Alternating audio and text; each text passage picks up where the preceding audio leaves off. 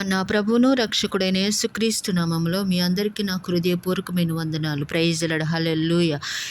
ఈరోజు వాక్యము కీర్తనల గ్రంథము 116వ అధ్యాయము 2వ వచనం. ఆయన నాకు సెవియొగ్గెను కావున నా జీవిత కాలమంతయు నేను ఆయనకు మొరపెట్టుదును. అదే కీర్తనల గ్రంథము 116వ అధ్యాయము 7వ వచనంలో, నా ప్రాణమా, యెహోవా నీకు క్షేమము విస్తరింపచేసి ఉన్నాడు, తిరిగి నీ విశ్రాంతిలో ప్రవేశింపుము. Praise the Lord. దేవుడు మన పక్షాన నిలిచి ఉంటే ప్రతి విషయంలో దేవుడు మనకి క్షేమాభివృద్ధి కలుగ చేస్తాడు, విశ్రాంతినిస్తాడు. ఎలాంటి తొందరపాటు, ఎలాంటి దురుస్తనం లేకుండా పరిశుద్ధాత్మ దేవుడు మనలో ఉండి కార్యం జరిగిస్తాడు. Praise Lord. హల్లెలూయా.